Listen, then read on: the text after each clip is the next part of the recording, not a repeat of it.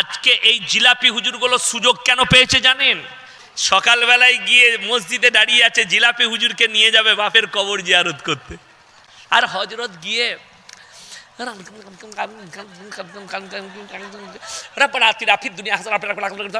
3 दिन जियारत করে বলছে, बोले हजरत आपको क्या क्या दे? बोले एक लुंगी दे देना, एक बंडी। साला कबर পুজো করে লুঙ্গি পরিস।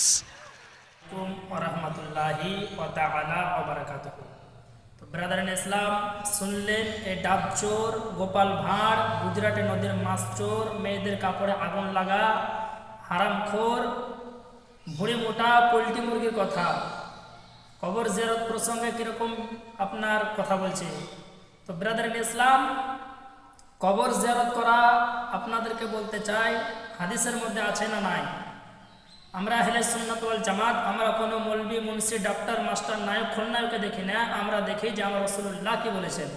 কারণ ডাব চোর, নারকেল চোর, খেজুর চোর, ইমান চোর, হাত ঝাড়ুয়া, পা ফাড়ুয়া, গায়ের মুকাল্লিদ যদি একদিকে যায় আর আমার নবীর হাদিস যদি একদিকে যায়, তো আমরা আহলে সুন্নাত ওয়াল জামাত আমাদের স্লোগান ওটাই যে কোরআন ও হাদিস যেই দিকে, সুন্নি মুসলমান সেই দিকে। তো ব্রাদার ইসলাম, মুখের কথা আপনাকে আমার মানতে হবে না, আপনার কথা আমি শুনবো না, আমার কথা আপনাকে শুনতে হবে না যে কবর জিয়ারত করা যাবে কি যাবে না। হাদিসের কথা শুনে, হাদিস কি বলছে। তো এই দেখেন কিতাবের নাম, কিতাব আপনার মিশকাত শরীফ, জগৎ বিখ্যাত কিতাব। চোখে দেখেছেন কিনা সন্দেহ জানি না। তো ব্রাদার ইসলাম, আজকে দেখে নেন এই মিশকাত শরীফ। আপনার যে কিতাব না পড়লে মৌলবি হবে না, খামেসা কিরাসের কিতাব। মৌলানা পড়তে গেলে এই কিতাব পড়তে হবে। এই কিতাব দেওবন্দি, সুন্নি, আহলে হাদিস, বেরেলি, ফারাজি, কাদিয়ানি, হাত ঝাড়ুয়া, পা ফাড়ুয়া, যদি কোনো ফিরকা এই কিতাব না পড়ে তো আলেম হবে না। আলেম হতে গেলে মিশকাত শরীফ পড়া লাগবেই। মিশকাত না পড়ে কেউ মৌলবি হতে পারে না। তাই মিশকাত শরীফের মধ্যে হাদিস, মিশকাত শরীফ 154 পৃষ্ঠা, জিয়ারতুল কুবুরের অধ্যায় 154 নম্বর পৃষ্ঠা, লাইন নাম্বার হচ্ছে কি আপনার 2 এবং 3। যদি কারোর সন্দেহ হয় তো দেখে নেন, জুম করে দিচ্ছি। হাদিসটি আপনার 2 নম্বর লাইন, এখান থেকে শুরু, আপনার ফাসল থেকে আপনার 2 নম্বরে। তো ব্রাদার ইন ইসলাম, আর হাদিস দেখার পরে যদি কেউ না পান, ইনশাল্লাহ আমার সঙ্গে কন্ট্যাক্ট করবে। যে কিতাব দেখাচ্ছি এই কিতাবে যদি হাদিসটি না থাকে তো ব্রাদার ইন ইসলাম তাকে 5 লক্ষ টাকা পুরস্কার দেব। আর যদি দেখিয়ে দিই তো কোনো কিছু করার নাই, একবারে কলমা পড়ে টেনটা সুন্নি মুসলমান হয়ে যাবে, ইহুদি মুসলমান হওয়া চলবে না। তো ব্রাদার ইন ইসলাম, আমার নবী কি বলছে দেখুন, আল ফাসলুল আউয়ালু আন বুরাদাতা ক্বালা ক্বালা রাসূলুল্লাহ সাল্লাল্লাহু আলাইহি ওয়াসাল্লাম নাহাইতুকুম আন জিয়ারাতিল কুবুরি ফাজুরুহা। হযরতে বুরায়দা রাদিয়াল্লাহু তাআলা আনহু থেকে বর্ণিত, রাসূল পাক সাল্লাল্লাহু আলাইহি ওয়াসাল্লাম বলেন যে নাহাইতুকুম আন জিয়ারাতিল কুবুর, তোমাদেরকে আমি পূর্বে কবর জিয়ারত থেকে বারণ করেছিলাম। কারণ পূর্বে জিয়ারত মানা করেছিলেন, কারণ জানেন?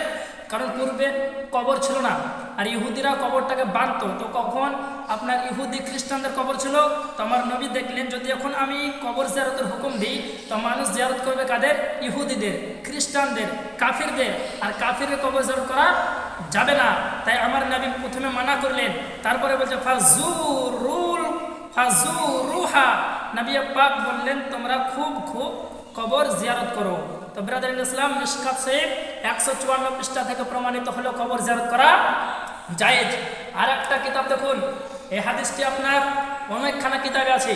তিরমিজি শরীফ জিলদ নাম্বার 4 নাম বাবুল ফি জিয়ারাতুল কুবরের মধ্যে কবর জিয়ারত করা জায়েজ। আবু দাউদ শরীফ 2য় খণ্ডে 4 নাম বাবুল ফি জিয়ারাতুল কবর জিয়ারত করা জায়েজ। নাসাই শরীফ 1ম খণ্ড 221 পৃষ্ঠায় আছে কবর জিয়ারত করা জায়েজ। আপনার মুসলিম শরীফে লেখা আছে জিয়ারাতুল কুবরের অধ্যায় 313 পৃষ্ঠার মধ্যে। দেখুন আর একটা কিতাব ইবনে মাজাহ সিহা সিত্তার মধ্যে একটা কিতাব। এই কিতাব আপনার ফজিলত ক্লাসে পড়ানো হয়, মানে মৌলানা পড়ার শেষ কিতাব। বুখারী যেই ক্লাসে পড়ানো হয় আমাদের সুলতানপুর মালিকপুর দারসে জামিয়া সুন্নি মাদ্রাসা, সেই মাদ্রাসায় এই ইবনে মাজাহ পড়ানো হয়। এই লাইন, এই ডাবচোর 1 লাইন পড়ার ক্ষমতা নাই। এই দেখেন জাবার জের পেশ তাজদীদ কে শোনার। ব্রাদার ইন ইসলাম, এবার নাড়া আরবি বই, এই বই পড়তে গেলে ছোট থেকে মেহনত করে 12 বছর আপনার নহসার ভালোই পড়তে হবে, তবে পড়তে পারবে। ব্রাদার ইন ইসলাম, তো হাদিস দেখুন ইবনে মাজাহ 112 নম্বর পৃষ্ঠা, আপনার হাদিস নাম্বার 48, এখানে বাব বাঁধা হয়েছে বাবু মাজা ফি জিয়ারাতিল কুবুর, জিয়ারতের অধ্যায়।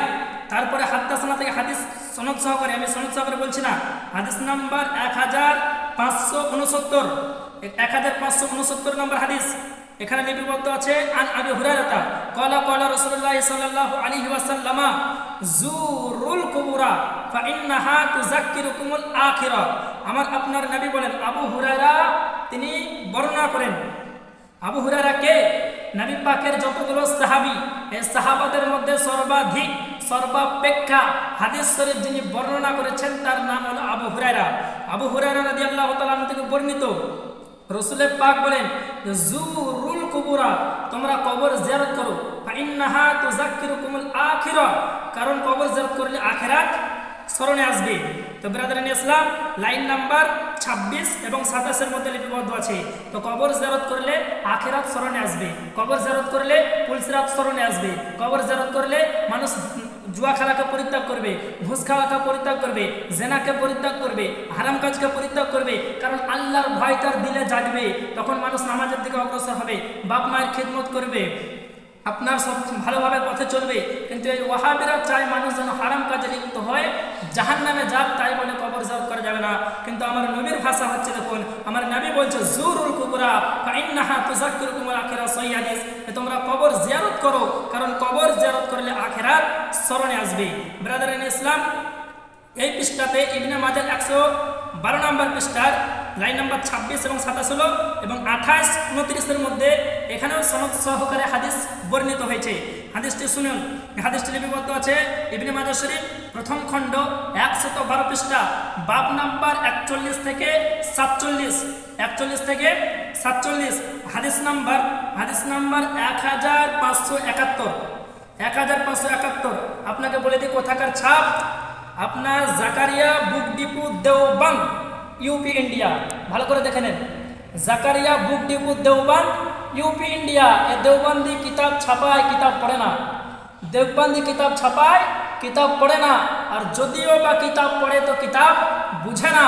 এই জন্য আমি বলি ওয়াহাবি যদি হয় ওর মধ্যে জ্ঞান থাকবে না, আর জ্ঞান যদি থাকে তো কোনোদিন ও ওয়াহাবি হবে না।